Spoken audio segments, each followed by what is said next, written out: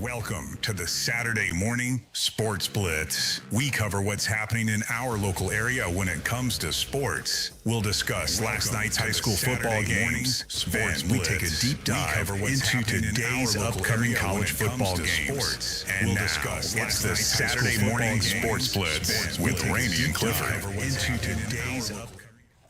Welcome, good morning, and welcome to the Saturday Morning Sports Blitz. My name is Clifford Early. This is Randy Williams. Yes, it is. For the next hour, we're going to do our best to bring you the latest in regional high school, college, and pro sports, obviously focusing mainly on prep football, what it is prep high school football season and college football season. I mean, it's October. We're right in the thick of it. This is the best time of year, a lot of people's favorite time of year, because now even hockey is underway. The NBA starts Tuesday night.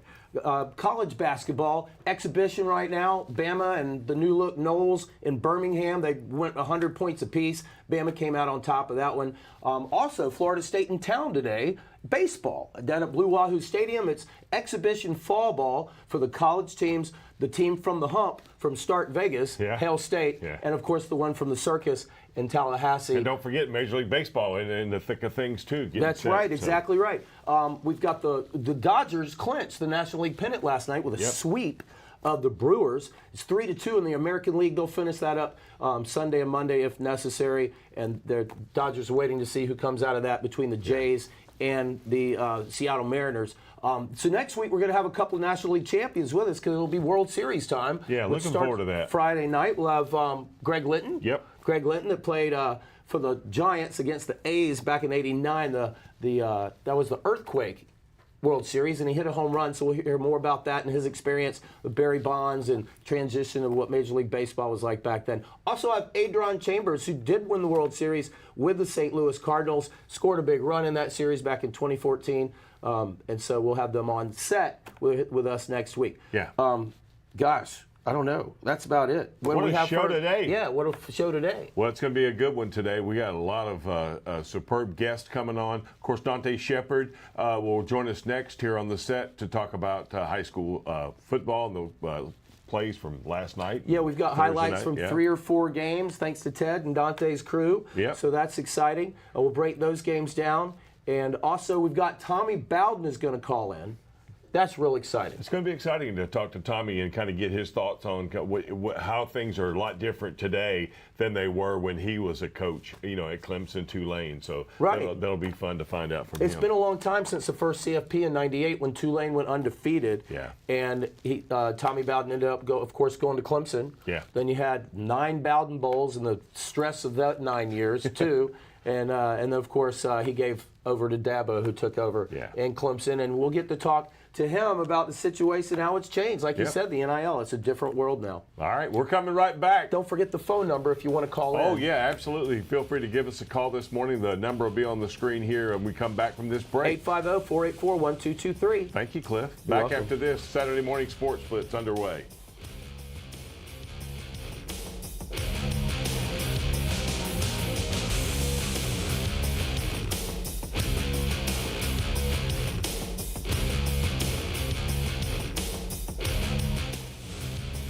For decades, I've taught you everything I know.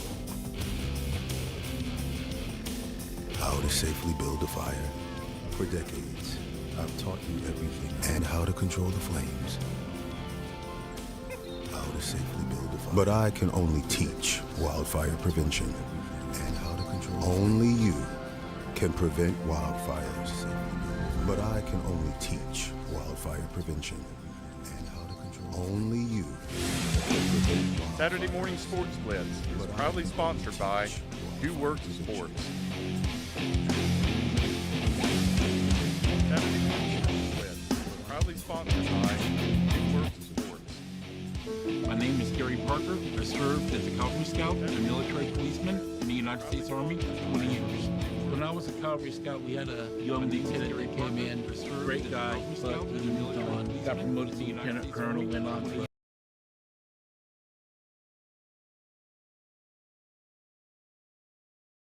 that post you don't want to see. For whatever reason, he took his own life. nobody knows why he did it. And if there's something that we could have done to prevent it from happening, safe gun storage can prevent gun suicide, because it's that added step to get to your firearm that might just give somebody a moment of reflection on what they're doing. As a veteran, we need to be ambassadors to people that don't have the knowledge that we have. Anytime you're not storing a weapon safely, you're putting yourself and your community at risk. Service never stops.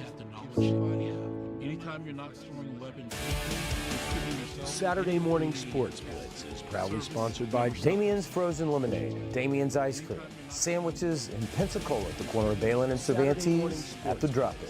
Proudly sponsored by Damien's Frozen Lemonade, Damien's Ice Cream, sandwiches in Pensacola at the corner of Balin and Cervantes at the drop-in.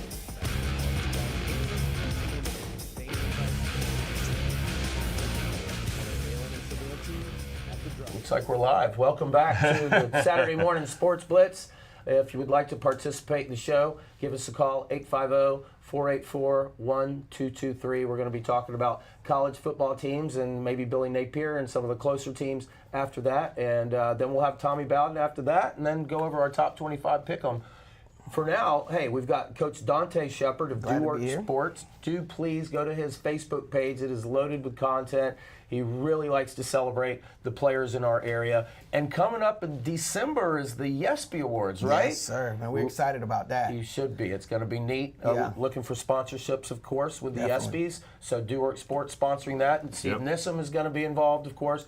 And that'll be fun, without a doubt. So congratulations on that. We look forward to more of that. Yeah, a lot of kids were asking about it, parents asking about it. We can't wait to take the opportunity to really celebrate the performances over this season. And it's been some great performances. Last night I was in Baker. Okay. And man, we had Freeport come to town, have a big time wide receiver. Matter of fact, one of your favorite, Randy Julius Miles, committed to Louisville. So I just wanted to get my eyes on him. So he had a good night last night with his team. They didn't get a win, but a good game nonetheless, and then a win at the team he's going to. So good night for him. Yeah, no doubt about it. But the best night was for Baker. Right. Baker undefeated. I told y'all before, Matt Brunson just knows how to do it. Those guys came into that game undefeated. Baker ended up trying to figure out a way to stop Julius. They ended up putting a young man named Joe Morris on him the entire night. Now, shadowing a guy like Julius Miles was really difficult, but Joe Morris did a great job, kept him from scoring a touchdown, had about 6 pass deflections, but that's not the key of the night. The key of the night Other side of the ball. Yeah, right? man, the run game. Straight with a touchdown on each side of the ball, right? He had a pick 6 for the Baker Gators. Of course, I think it was highlighted a week or two ago by Steve Nissom on his show. But he had a pick 6, and then, of course, this is the interception that came back the other. Well, that's the one that they had right there. No, that was the touchdown. That was the big. Julius ended up, man, he's like 6'7". He scored, but it was a flag on a play. And then after that, there go the interception right there. Okay. One-hand interception, almost scored, got caught right at the 1-yard line. Then that was Wyatt Straight with that pick 6 right there. Yeah, so right. Wyatt's an incredible player. Not only did he do well on the defensive side, Cliff, man, he ended up rushing for 100 yards, 2 touchdowns, had a fumble recovery as well, and a big sack. He was our do-work player of the game. They ended up winning 48-20. Riley Renfro with a touchdown also for the Gators, and Baker stays undefeated, and they just continue to roll. Yeah, definitely. And then Milton, guys, what can we say about Milton, Randy? Oh, I'm telling you what, in one season to go winless last year and to accomplish what they've accomplished this year with Ronnie Douglas is absolutely phenomenal. Well, kind of a transfer portal in high school now with magnet schools and being able to go if there's a specific class or kind of a degree. You know what I'm talking about? Yeah. But he's kept it. These are all the same players. I know. That's it. Dante and I were talking about that before the show, and for him to come in with the exact same players and accomplish what it's about the system. Yeah, it is, and it's just about leadership. Yeah. I mean, it's reflecting what type of leader Ronnie Douglas is and what his staff is able to do. But it doesn't hurt, Cliff, to have a few good players. Yeah. Well, and it shined through especially Aiden Hall, the Florida Gator commit, right? Yeah, Caden is incredible. Both sides of the ball. He's going as a safety, plays kind of a Quarterback, dual threat quarterback. And I've seen him throw the ball and throw it well. And he can do it, yeah. And so last night, Caden Hall, Antonio Middleton led the way, had 3 touchdowns. Caden also had an interception. The game was still tight, though. Yeah. Oh, yeah. I mean, West Florida's been scrappy, right? Yeah. Oh, yeah. Really I scrappy think this West year. Florida gave them, a run for their money last night. That was a great game. I mean, West Florida came to play, and maybe I didn't, but you guys said you thought it would be close, but I certainly did not. I thought Milton was going to run away with it. But Xavier Finley got in the end zone twice for the Jaguars, and it was close. I think it went down the buzzer again. They lost a tough one last week, and so this week it goes down the very last play of the game, of course, with an incompletion. Yep, and so again, another tough loss for the Jags. Yeah, Do and they Milton, still have a shot though? The Jags, at they playoffs? still have a shot, Okay. but they got to win out. They got to win out. And we know how these rankings are. FHSAA rankings can be a little wonky at times. So we'll see what happens. But we do know that Milton is 7-1, and they have an opportunity to put themselves in the playoffs if they can win next week. We'll talk about that in a few. So 27-1 are the Milton Panthers. And then we go over to Washington High School. It was homecoming last night. Yep, at Booker T. Yeah, and Tate shows up. Tate had a tough loss last week, but they figured it out. Their quarterback is down, sophomore Miles Della Rosa. They decided to go with a freshman, Woodbury, but they found out. Just hand it to Tanner Clark. Clark left, Clark right, Clark up the middle, and it was 3 touchdowns later, but it took Ethan Priest to kick the field goal to win the game. Oh, well, yeah. So Clark got in the end zone 3 times last night, including the 47-yard scamper. Yeah, man, he's really good. Wow. And he's just a sophomore, so we're going to have to deal with him for a couple more years, so everybody better get ready. I mean, Tanner Clark is a special, special player, and he's actually one of those players that's up for the Sophomore Player of the Year, so don't be surprised at the ESPYs if he's the one holding the trophy. Couple frustrating weeks for Ryan Anka and his Wildcats.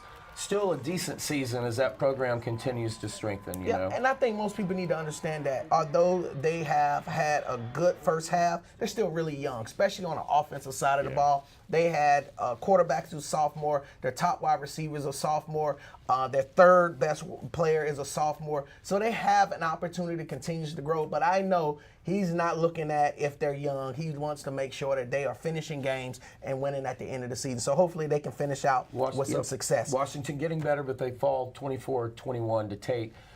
Talking about trying to get better and rebuilding the system, there was a game Thursday night, right? Pensacola High School went into Fairhope to take on Phillip Rivers' team. Phillip Rivers used to play, obviously, potential Hall of Famer with the Chargers. And he's from Mobile. He's taken over St. Michael's Catholic High School, which was on a roll, and they rolled the Tigers. The Tigers scored 13 points, but what was it? It was 50-13, Cliff. 50-13. I mean, and his son's named Gunner. And he's a gunslinger. Yeah. I mean, he is doing a great job. He's thrown for over 25 touchdowns this season already, and they're undefeated. So keep a lookout for St. Michael Catholic and Coach Phillip Rivers.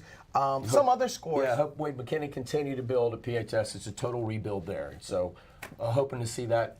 Prayers for him and work. It's a tough situation. Yeah, it is. So hope to see him be definitely. He's in for the long haul. Yeah, no doubt about it. And those guys love their school, and they're going to continue to work hard. That's right. A couple other scores in the area. Crestview is one of the hottest teams so far. They started off slow. Well, they really started off with a bunch of tough losses. Yeah, right? they did. You know, the only win was Niceville of all things, right? Because right. But now they're on a roll. But I think that Niceville win showed you that they can really play with whomever, and they've done a great job so far. They've won really 3 of picked their it last up. 4. Yep. Going up against Escambia, that's won 3 in a row, right? Yeah. So that was a game that I thought should have been really close. It was a rough night for Billy Dunn. Yeah, it was definitely a rough Gators. night for Billy Dunn. Yeah. I mean, they were bringing the pressure left and right. They weren't able to score. Crestview was able to drive down the field, and they ended up scoring about 3 touchdowns. Manuel Robinson scoring 2 of those touchdowns. They win 21-6. We're talking about the run game. Just look over there at Pine Forest. They had to take on pace, and Mikael Williams was back. Right. And that's not good for anyone. No. Right. No, he went over 1,000 yards last night. They ended up rolling Pine Forest 34-12. Streakenberger, who had taken over a lot in the absence of Mikael Williams, still very prominent position. They're just working Williams in, although he busted some big runs last night. He did, and then of course you always look for, they call him Sweet Feet Brooks Washington. Right. And so they just kind of rotated. And behind that massive offensive line, it doesn't matter who touches the ball. I could run for 100. Well, no, I can't run for 100 yards. But anybody who's really young like them and really good, they can end up doing a good job. Vance Smith in his second year taking over the program. First year. No, his First year. No, this is That's first right. year. Taking over. Yeah. He's been there a while because his dad was head coach. Right. And we've had him on the show before. He's a friend of the show. Hope to have him on next week or again soon. But Well- big win for Pace again. Yeah, no doubt about it. And we look over to the Beach Bowl. Tough year for Golf Reeds in Navarre. Somebody's going to get a victory out of this. And Yeah, exactly. someone did. Navarre Raiders come up with the victory, 46-6. It was at home, so they had fun. Yeah, they had a good time. You go over to Jay. Jay had South Choctaw come to town. Jalen Youngblood and Bryson Moores connected for a couple touchdowns, and it was Jay winning 13-6. Bluntstown, South Carolina commit Amari Thomas. He rolled Northview 59-0. They were already averaging 57-7, so now I guess they're averaging 58-6. So they rolled them 59-0. Yeah. Those Tigers are for real. Yeah, and then Destin, they lose to Chipley 31-6. Is Chipley undefeated? No, too? they're not undefeated. Okay, but- nope. but But they're close really to good it. this year. Yeah, yeah. They're doing a good job this year. But we have some key matchups. We're about to wrap it up here. Pine Forest at Escambia for the district championship next week. Milton at Niceville for a playoff spot. South Walton at Choctaw for the district championship, and Tate at Crestview for a playoff spot. It's going to be loaded next week. Yeah. I can't wait to talk about it. This was the wrap up. Yep, and of course, Niceville and Catholic and Fort Walton Beach and Choctaw all with buys, so they'll be ready for those games next Yeah, week. it'll be a great week. Absolutely. We'll take a quick time out. We're coming back. We're going to do our pigskin segment next and look forward to talking about the teams that really kind of matter in our area. We're coming right back to Saturday Morning Sports Blitz right here.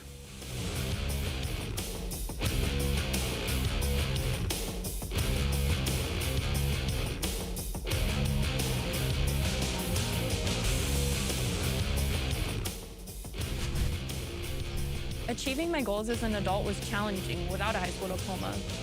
With the help of an adult education center, I finished my high school diploma and it changed my life. Achieving my goals as an adult was challenging. This yearbook is a testament to your accomplishments and how they have impacted all of us.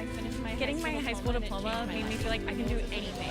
Now I can help the This kids yearbook in my is a testament community to your achieve their accomplishments dreams. and how they have When you impacted all of graduate, us. they graduate. Visit finishyourdiploma.org to find free and supportive adult education centers near you. Achieve their dreams. When you graduate, Saturday morning sports blitz, proudly sponsored by Damien's Frozen Lemonade, Damien's Ice Cream, sandwiches in Pensacola at the corner of Balin and Cervantes at the drop-in. Proudly sponsored by Damien's Frozen Lemonade, Damien's Ice Cream, sandwiches in Pensacola at the corner of Balin and Cervantes at the drop-in. Proudly sponsored by Damien's Frozen Lemonade, Damien's Ice Cream, sandwiches in Pensacola at the corner of Balin and Cervantes at the drop-in.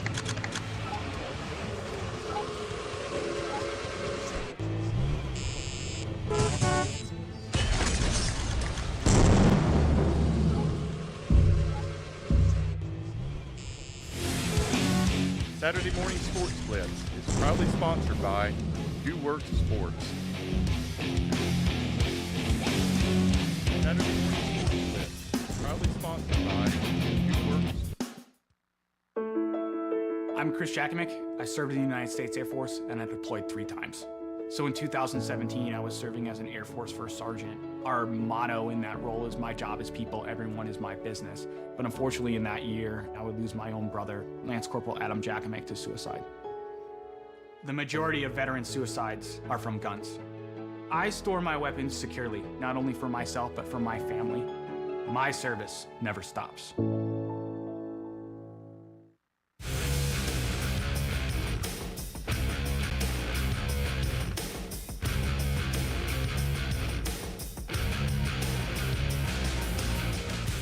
Welcome back to the Saturday Morning Sports Blitz. This segment is called the Deep South Pigskin because we cover the games in the Deep South that matter, the ones that matter to you. And Cliff, there's some excitement going on in college football this weekend. Yeah, it is. I mean, it started off last night. We'll get to that game, of course. Miami Hurricanes underway. A lot of people didn't realize that they were going to be playing last night at home against the Louisville Cardinals.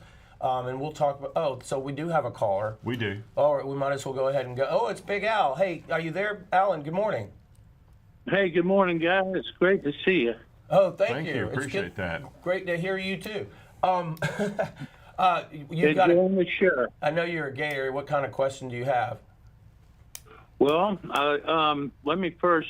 My Livingston Tigers, University of West Alabama, playing UWF today. That's right. Battle of the undefeated. Last year it was an overtime game. Thriller. I hope it's good. Go Tigers. It's going to be a Livingston Saturday night. That's right. That's right. A Livingston Saturday night. Have a deviled egg. I was wondering what you guys thought about Napier, and is he on the chopping block? What's he got to do the rest of this season to hang in there? And I don't know if we even want him to stick around. I don't know. We're hoping he does well today, and hoping LSU can get over Vanderbilt. But what do you think about Napier, and what's gonna happen over there in Gainesville? Thank you. I'll hang up. Enjoy the show. All right, thanks, Alan. We appreciate it. Big Al, appreciate you. Thank you. Was cat's out of the bag. Wondering if he's on the chopping block, Napier's on the chopping block, what the situation is. I think he's already chopped. Yeah. I think what everybody's pretty much heard is that he has been tentatively already fired official tomorrow. So you're saying that tomorrow there'll be an Uber in Gainesville to pick up Billy Napier. You think he's done? I don't know.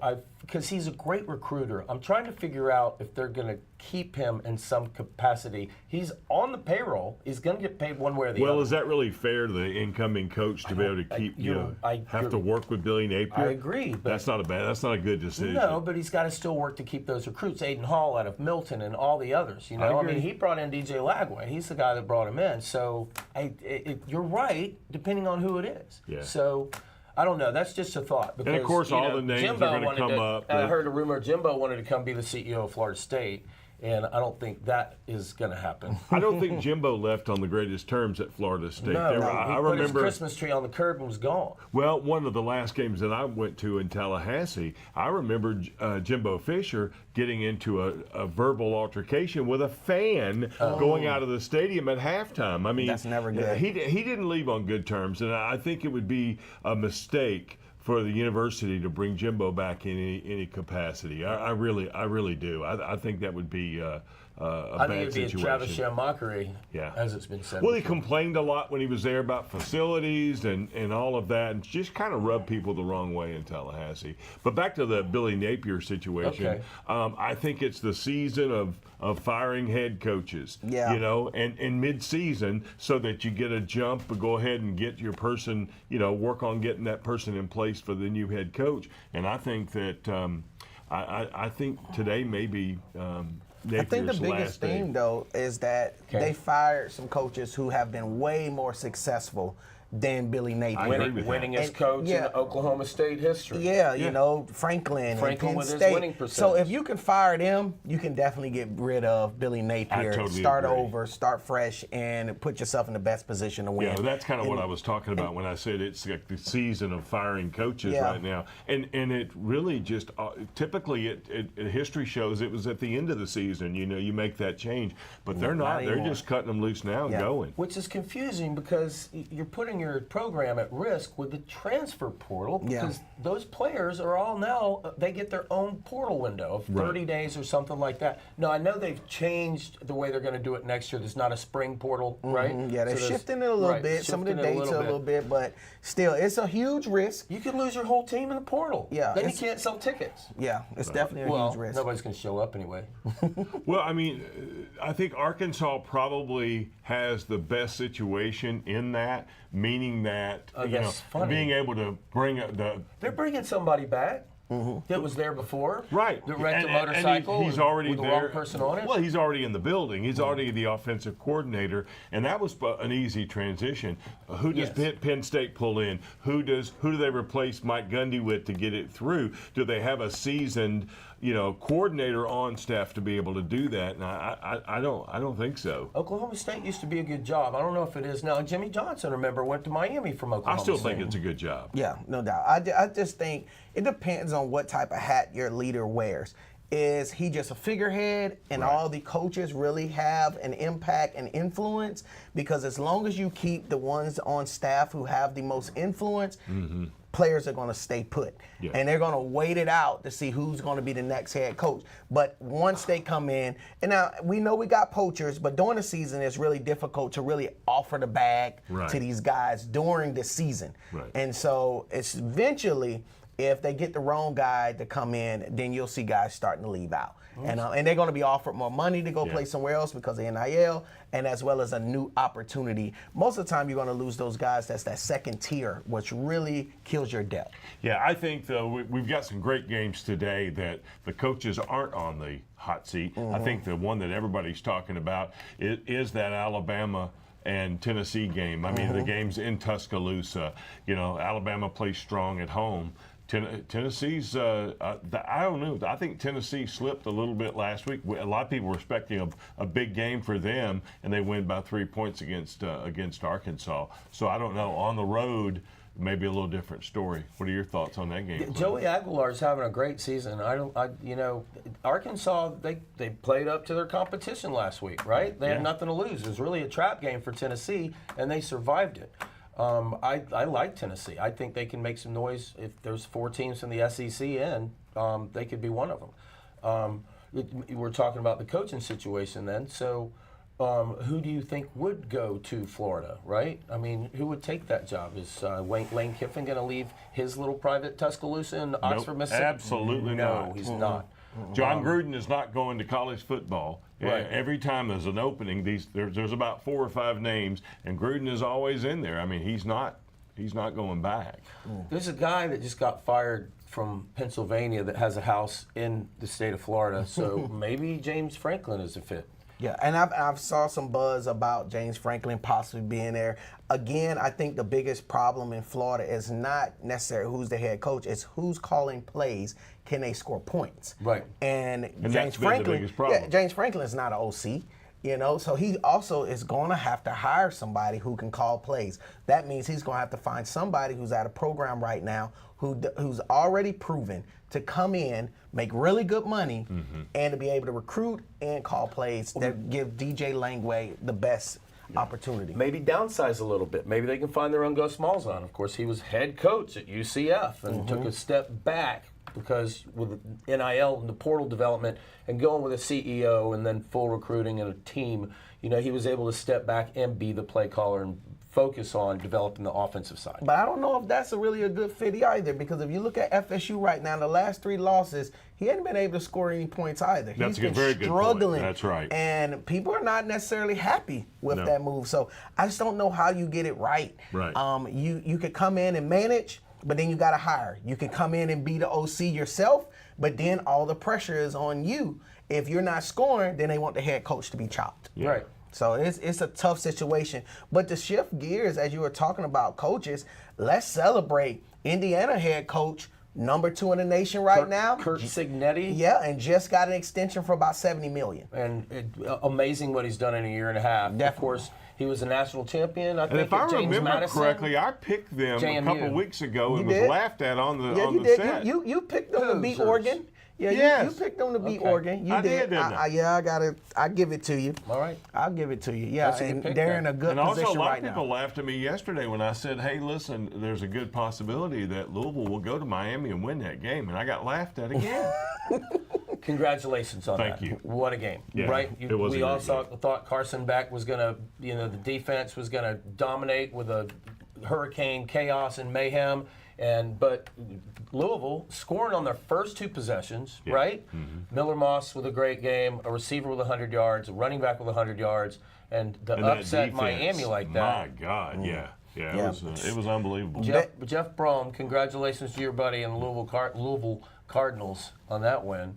Yeah. Beck better tighten up. You making $4 million, you got to earn your dollar. Hey, a couple of other games here, just real quick. Georgia, right. Ole Miss. You know, Ole Miss traveling, playing in Athens. Thoughts on that, just real quick, as we roll through these? Oh man, I want to go with you said Georgia. 7.5 is the spread on that for Georgia. Okay. Given the points at home. Now, is that with or without 4 timeouts a quarter? Yeah.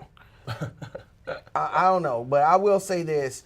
Ole Miss slipped by Arkansas, slipped by Kentucky.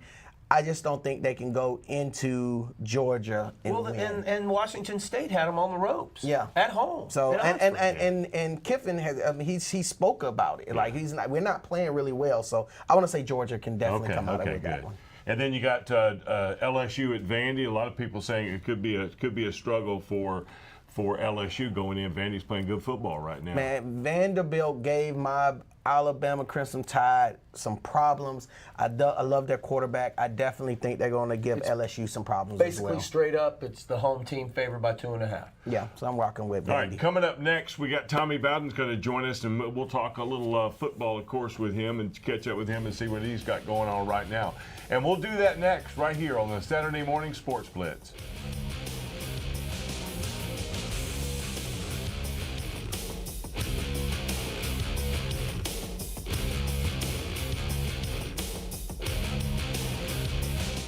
There is a road laid out for me. First night here, but Amy seems cool.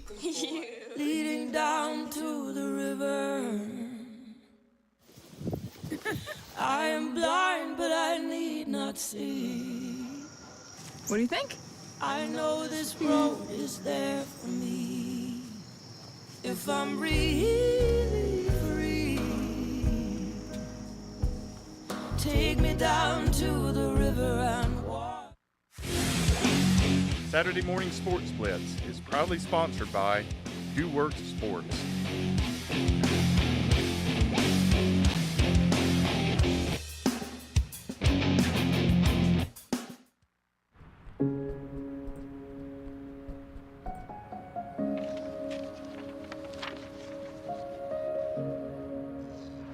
Dear moms and dads, we know it's not always been easy, and it's been a lot of hard work. What you have achieved here today is going to help us and our futures. It is why we are coming up on stage to collect your diplomas. Everything I do it for you. Mom, love you all.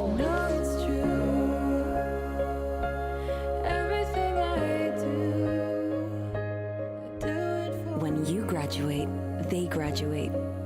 Visit finishyourdiploma.org to find free and supportive adult education centers near you.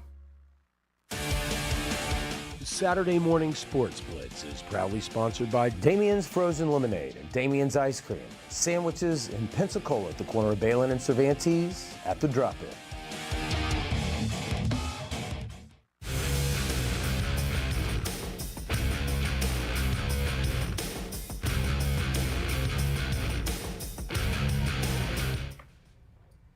Welcome back to the Saturday Morning Sports Blitz, and we're joined now in this segment, which is called Ask the Experts, and we have a true expert here, a legend in the college football ranks, and the name Bowden, certainly everybody recognizes that, of course. Tommy Bowden, former head coach at Clemson, Tulane, joins us. Good morning, Coach. How are you?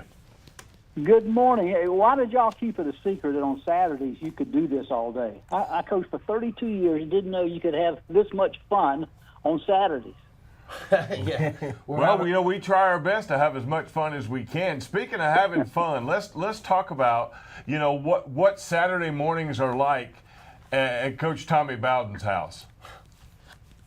I didn't realize. I mean, you can actually sit on the couch starting at 11 o'clock Central Time and not get off till 11 o'clock at night. If your wife, you got a good wife, it'll bring you something to eat, and the bathroom's close, and watch football all day. And really, if you start losing, it's not like coaching. You just flip it to another game. You can't beat it. That's awesome. Coach Bowden, this is Cliff Early. Thank you so much for joining us today. How exciting, dadgummit, to have you with us. Going all the way back, you and your three brothers, or two other brothers, all worked closely with your dad, legendary Bobby Bowden. What was it like in the early days? Y'all had come from West Virginia, I believe, and what was it like as that Florida State program started to turn itself around? At that particular time, when he came here in 1976, I was still up at West Virginia playing, so I really wasn't entirely in the environment. I would talk to him a lot. I played for another year at West Virginia for a guy named Frank Signetti, by the way, whose son is Kurt Signetti at Indiana. But played up there, stayed up there and coached a couple of years. So I didn't get down to Florida State when that first year where he didn't have a lot of success. Then he started having success. So when I started coaching for him, I'd only been around him when the program was successful. And to see how far it's come, facility-wise, reputation-wise, marketability-wise, it's been truly amazing. And of course, I coached a couple of years, then left him. So I saw it from afar at other schools, but always being in communication with him during the week and things like that. It had been exciting to see it grow, and then, man, unfortunately, just see it fall off the map so quick. Well, it's still Cliff here, Coach Bowden. You're talking about watching it turn around as you came from West Virginia and started to join the family, maybe visit in Tallahassee. 78, 79, 1980, your dad and Ron Simmons, the nose guard, they became kings of the road. They went to Nebraska, and they just kept going and built that program, started the side cemetery tradition as well. But to see that evolve, how did you incorporate some of that into your vision? Because you turned around Tulane really, really quick in 2 years. How did you incorporate that into your coaching at Tulane? Well, fortunately for me at that time, I took the system that had been proven by my father and tried to implement it to the best that I could. The environment's obviously a little bit different, talent was different, but all the principles with how to go through the spring and how to discipline your players and how long to practice, how much hitting to do, things of that nature. They're really important starting a program. So I was fortunate to take that with me. So when I took the Tulane job, I had a lot of confidence that what I knew to do would eventually win because I had watched him do that. And then at Tulane, of course, every team has to go on the road, but you got to go on the road to play games, and you have to upset people. You have to go in there with the attitude that you're better. And of course, I witnessed that because I was a young coach for my father a lot of the years you just mentioned. So I witnessed this and experienced it, and then took a system that had been proven to be true, and fortunate for me, could implement it into two places. Even at Clemson, coming off of a 3-win season before me, we won 6 the first year and 9 the second year. So I had 2 cases to implement a system that was proven. Hey, Coach Bowden, this is Dante Shepard. Glad to hear from you. I've had an opportunity over the years to listen to you at some events, and you talked about principles. The one thing that has always stuck out to me about you is that you led with these principles: faith, family, and football. And I've admired that about you. Why was it so important for you to not just focus on the player, but focus on the whole man? Dante, I appreciate you bringing that up because that was such a huge part of my father's career and profession. Then his role as a father and a husband. I witnessed the father and the husband part with him, the relationship between him and my mother, and then with him as a father. But we were raised in the church. We had to go. It was not a democracy. It was a dictatorship. You didn't get to go to church. You had to go to church.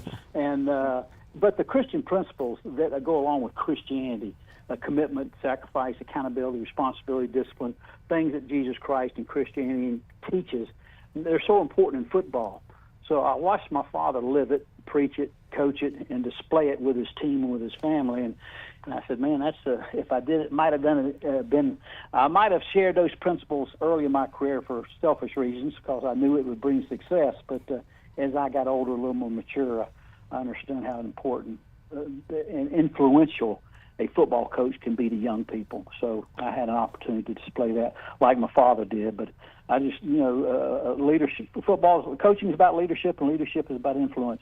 And you have an opportunity to pick a direction which way you want to influence young people. And for me, I was taught that it was a faith-based foundation would give you success in all areas of your life. Well, I appreciate that, Coach Bowden, and I grew up the same way. You had to go, and it does a lot for your character. Just want to tell you, we got a mutual friend. I'll make sure I let Willie Spears know that I had a chance to talk to Mr. Tommy Bowden. Man, that's the only guy that can talk more than my brother Terry is Willie Spears. Oh, yeah, he got a lot of energy. Yeah, he's got in it. But what he gives a great message. And tell him I said hello, and my goal is to be like him. Will do. I'll let him know. Cliff?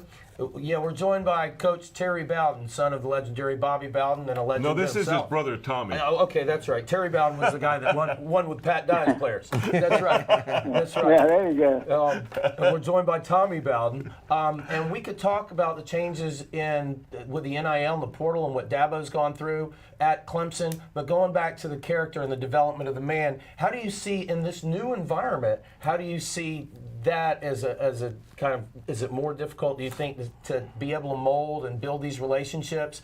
You got in high school, we've got people jumping from one school to another, and it's so easy with all the portal opportunities in college. How do you see that as an issue of trying to build those relationships and mold the men, so that they can grow in this world? Oh, it's definitely made it more difficult, and it's a shame because the things that you just mentioned, they're really, and Dante kind of brought up, those are really important in the development of a young man, especially at that age. But, they say not money is the root of all evil, but the love of money is the root of all evil. And unfortunately, we've implemented money into a system that had never had to deal with that. And therefore, they're on the move, and you don't have a chance to develop them, and not only develop them physically, but for some coaches spiritually, and the ways you need to grow a young man at that age. And it's just totally out the window. It's amazing. The word student athlete, which I used to do some radio shows nationally and still do, and it was important a year ago, maybe a year and a half ago. If you're going to talk about athletes, you better say student athlete. But you don't ever hear the word student athlete anymore, because it's geared in other directions on finances and money and doing what's best for the individual as opposed to the team. My father had 14 top 5 finishes, a record that will never be broken. He did it pretty much with 7 fourth and fifth year quarterbacks. They stayed in the system. They paid their dues. They were patient. They learned. They gained a lot of wisdom and experience. Charlie Ward, Heisman, Chris Winkie, Heisman, Casey Weldon, second Heisman. I could go on down the line of those quarterbacks that are patient and waited. You don't see that anymore, and that's why that record, the one of his, that will never be broken, simply because players don't stay, and you can't grow them like you just mentioned, develop them. We're joined this morning by Coach Tommy Bowden. Coach, let me ask you this. It was on your recommendation that Clemson hired Dabo Swinney. Did you see something in Coach Swinney that really made you make that recommendation? Yeah, there are a lot of things. He played for me at Alabama, and I saw some of it there. And then I'd gone to speak at a church up in Tuscaloosa, and him and Kathleen, his wife, came. And then I hired him. And, of course, I witnessed it more firsthand in a certain amount of, a little bit longer time than when he played for me. So, and I just thought he had all the intangibles that it took. He was a great recruiter, which to me is, the priority on that has gone up and up and up. But he was a man of character. He was a Christian man, which, that's not going to get you a job. It doesn't hurt, especially as a school in the South. I thought his wife was a great football wife, Kathleen. My mother was a great football wife. My wife, Linda, was a great football wife. But you have to have a wife that understands the profession. And in recruiting weekends, when you want a young man that a lot of single-parent homes where only the mother raises the child, you want them to see if there's going to be that kind of help around the school they choose. And his wife is a great football wife. So I say he had a great relationship with players. I just thought he had all the intangibles. There was a toughness, hard-nosed aspect. He kind of got a sense of humor and Dabo nickname, and he smiles and jokes around, but there's a hard edge to him also. So I just thought he had all those intangibles. It was a right place at the right time for him. Well, Coach, your mom, I don't know if she made the mold, but she definitely fit the mold. And wearing the half Florida State, half Clemson jacket for 9 years. And your dad won the first 4, I think. He won 4 the last 5, but still was under some heat. And so with Dabo taking over, it's become a different world. It seemed like he had a shot of maybe building a legacy as strong as your dad's, as far as domination of a conference and as well as finishing with those top 5 finishes. Do you think, how do you judge what's going on in Clemson as far as his use of the transfer portal? I mean, he's only used 3 more players in Navy and Air Force and Coast Guard combined, because they don't have transfer guys. But and they took their first 3 this year. How do you see that affecting them? And because he's trying to do what you were talking about, use those 4th and 5th year guys. Yeah, one of the things that, of course, I went in many homes with him recruiting. You go in there with your assistant coaches, and I've heard his recruiting spiel. And one of the things he did, when I hired him, he gave me and brought me a resume, about 40 pages of guys he had signed at Alabama. And the name of the game is getting the best players. So, and one of the things that Dabo did when he went in a home, a lot of times single-parent homes, is he got the players to trust him. I'm not going to give up on you. I'm going to be with you. We're going to make this thing. I'm going to be your parents away from home or your mother away from home, and I'm going to see to it that you get developed mentally, physically, and spiritually. And he built that relationship. Then all of a sudden, the transfer portal, you throw that out the window. When you go in there and talk for an hour in the home on all that stuff, it doesn't make any difference because now it's money. And I think he saw his strength, which is building relationships and developing young men mentally, physically, and spiritually, and bring them through the program and sign them as freshmen and redshirting them and building them up in the weight room, nutrition, and all that stuff. That's gone now. And so I think that's one of the reasons he's been one of the last to jump on the transfer portal, because his comfort zone going in a home is talking about development and personal relationship and trust. And in the transfer game, you don't do that. So it's going to be interesting to see. He had a great run, and is still in the process of continuing it. But when I went to Clemson, Florida, everybody's chasing Florida State, and it's just who was second, how far behind Florida State was everybody else. I went to Clemson in '99. My father won the national championship in 1999, and Clemson has slowly they did change it there for a while. Last couple of years, it has slipped where, there's a few teams like Clemson, but it used to be everybody's chasing Florida State. Then it was everybody chasing Clemson. Now we thought they might be chasing Miami, but it looks like that might not be the issue. Yeah. Hey, Tommy, let me ask you this. I saw you a couple of years ago at a political event, and you told a great story about when you were at Clemson, and, of course, your dad was at Florida State. There was a story that you told about recruiting against your dad. You thought you had the upper hand on him. Can you share that story with us quickly here? Well, it's a long story. If you want to embellish it and make it really good, I'll try to give you the shortened version. I think it's the one about recruiting C.J. Spiller. Is that the one you're talking about? Yeah, and your dad made the comment about, I'll give it away if I tell it, but I'll tell you, both of us recruiting C.J. Spiller out of Florida. I went in a week before my father, gave him a great spiel, and you got to really go when you go into a home visit as a head coach. You got to work the kids, you got to work the mom, you got to work the crowd, and then knowing that my father was coming the week after me, Hall of Fame coach Pete Carroll was at Southern Cal at the time, gone in there. Urban Meyer had gone in there. My father was going to go in there. I said, man, I've got some heavy competition. I better lay it on his mother thick. Called her in the kitchen and said, Mrs. Spiller, I know this is a tough decision. I'm going to put all the information on the table, unpeel all the layers of the onion. I just think you all know that I'm one of 6 children. I know my father's coming in here next week, and I just think you all know that my father used to beat us as children, and I don't want him to influence his decision, but I think we all put all the cards on the table. And so my father comes in next week. Word gets out that I had been in there, so he does the same thing, works the room, called Mrs. Spiller in the kitchen, says, Mrs. Spiller, I just want your son to be happy. You've done a great job of raising him. I know my son Tommy was in here last week. I had 6 children, Mrs. Spiller.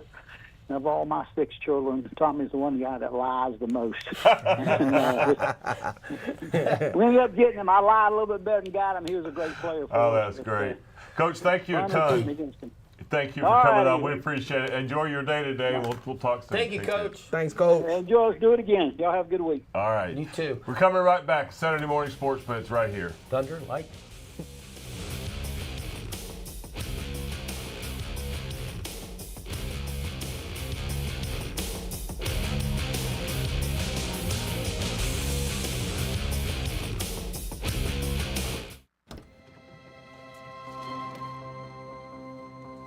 The impact of a meal goes well beyond feeding our bodies.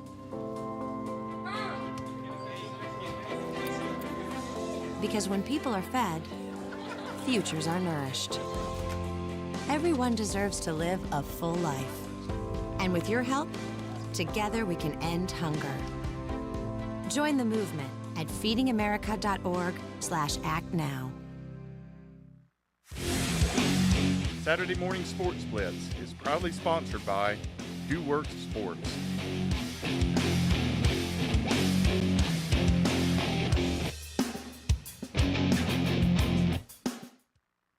My name is Gary Parker. I served as a Cavalry Scout and a military policeman in the United States Army for 20 years.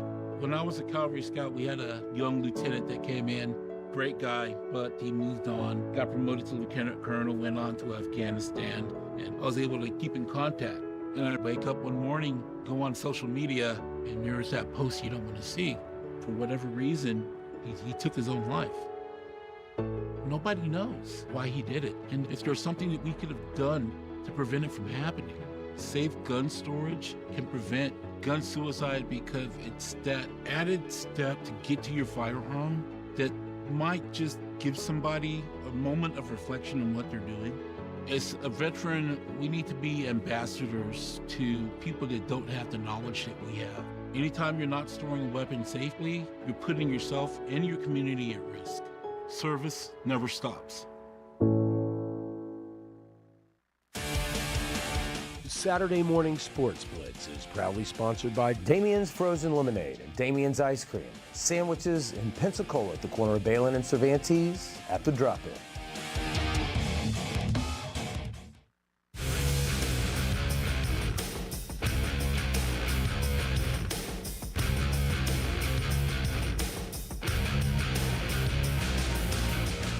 Back to the Saturday Morning Sports Blitz. Want to thank Coach Tommy Bowden for joining us on the line right there. That was a wonderful interview with him.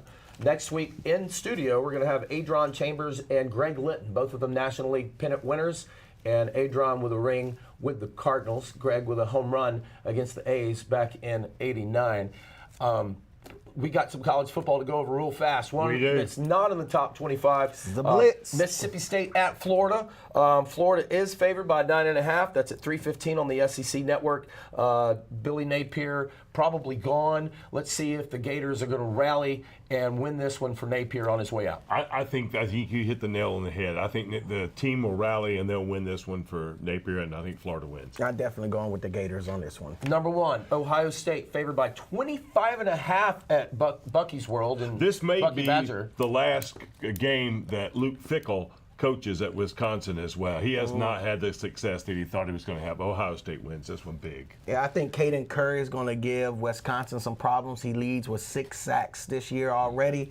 They're not going to be able to get the ball off. The pressure's going to be too much. Ohio State comes up big against Wisconsin. And their wide receiver, Ohio State, might emerge as the Heisman frontrunner, right? Oh, yeah, Jeremiah Smith. Man. Jeremiah Smith. Best player in college football, no doubt. Number two, Canes go down last night. Congratulations. Yeah, Louisville that was a great win for Louisville. Jeff Brom, known as the coach that really steps it up, gets his players ready in those big play games. Good so stuff. Congrats to those guys. We just heard Cignetti's name come out of Tommy Bowden's mouth. Said Kurt Cignetti and Indiana Hoosiers at number 2, number 3 in the nation, going into. Are they hosting Lansing? No, they're going into Lansing. They're going into Lansing. Yeah. Okay, they're going to roll them. Yeah, I think so too. I think they win that one. What do you think? Man, Fernando Mendoza is up for the Heisman. He's no up for doubt the Heisman about too. it. 17 touchdowns, 2 interceptions. Yeah, they're going to win. Last Indiana, weekend, Arkansas looked really good against Tennessee. We talked about that. Right. They're at home against A&M. A&M looks really, really good. But I think Arkansas will. It's 7.5. I think they'll make it a competitive game. In the end, I'm not sure, but I mean, I wouldn't be surprised if there was an upset Arkansas this week. Think it could be a trap game for A&M. I do. I don't. I think they're just too strong. I could be wrong, but I think they're just a machine right now. Well, I think one of the advantages. Of course, we said the same thing about Miami. Right. One of the advantages I think that Bobby Petrino has. This is where Bobby was. Bobby knows a lot of the players and even some of the coaches on staff there. So I think they give them a run for their money. This could be an upset for A&M this weekend. We'll have to watch that one. Yeah, man. Texas A&M been scoring points. Arkansas is trying to rehaul their whole defensive staff. I just don't think they can put it together that quick. I say Texas A&M comes out with the win. I think Texas A&M is a sleeper, being one of the best or teams that maybe they the can win it all. best team in the nation. They can win it all. Yeah. Two more teams that could make it to the playoffs. Ole Miss traveling to Sanford Stadium. Sanford. It's one of the two. It's different than the school. Yeah, it's Sanford Stadium. Okay, right. Yeah. And so we're going to, there you go. You know, I think Ole Miss is on a roll. Have they had some bumps? 7.5 Georgia. I think Ole Miss gets it done. Yeah, I just don't, man. I think they slipped by Arkansas. They slipped by Kentucky. They were on the ropes at home against Washington State. Yeah, I think Georgia is not going to allow them to come into their spot and win. So I'm going to go with Georgia this time. And I love Ole Miss, but I think Georgia will get it done. I think Ole Miss will cover, but Georgia will win the ball game. Okay. Another big game, SEC game. It's Alabama welcoming in the Volunteers of Tennessee into Tuscaloosa. That's a huge game for Joey Aguilar and the Vols. It really is, yeah. And Ty Simpson, of course, a front runner which as well I think for the he's Heisman. a front runner, no doubt about it. I mean, Ty 68% on his passes right now. I've only thrown one interception this season. I think our defense is playing better. I'm definitely rolling with Alabama on this one. Yeah, I think you got to pick Alabama at home. It's a tough place to play. I think Alabama wins that one. It's 8.5. I think Tennessee covers. Alabama wins outright. Yeah, I agree. Texas Tech, Arizona State. Oh, I'm going with Texas Tech. Yeah, me. I went with them last time too, and we won. Arizona State's having a rough year considering they brought back so many players this year after going to the CFP last year, right? But Texas Tech loaded, one of the big winners in the NIL transfer portal. They're favored by 6.5. I think they'll cover and blow that out. Oregon favored by 17.5 at Rutgers. I think Oregon's going to blow that out. LSU and Vandy. Vandy at home. That's going to be a 2.5. tough game. Yeah. That is going to be a tough game for LSU. I think Vandy's going to give them all they can. I don't know. I could, sometimes in these bigger games like this, Kelly doesn't really perform like he should. Can't not win the big games. Well, he's not on the field. Well, I'm just telling you. I smell an upset in Nashville. Yeah, man, I love Vandy. I think Vandy gave us a lot of problems when they play Alabama, and I think that Alabama is a really good team, so Vandy is a good team as well. Vandy comes up with the win versus LSU, something that hadn't happened in many years. I agree. I don't know if they'll cover. It's basically the home team by 2.5. That's the home team point spread, but I think Vanderbilt's is going to be fun. It's going to be undefeated a fun day. Georgia Tech going down to take on Manny Diaz's Duke Blue Devils. Duke's favored by 3.5 at Duke. There's a home team advantage. Nah, I'm going with Georgia Tech. I'm the same way. Yeah. Georgia Tech's going to win this. Darian Benson's pretty cool. The Tulane transfer, that's the Duke quarterback, but I think Haynes King is going to make it happen. He's an exciting player to watch for Georgia Tech. Yeah, one more here as we go. You got Texas at Kentucky. Another one I think is going to be another loss. Another coach probably going to be sent to at the exit door. So. Well, I told you last week that Texas would win, and Texas will. Yeah. The Holy War, BYU and Utah. BYU favored by 3.5. I think BYU is going to win that. All right, one. we got to go. We'll Notre see you Dame, next USC. Saturday morning, 9 a.m. right More here, the football Saturday coming. Morning Sports Blitz. Get your chores done. Here comes football.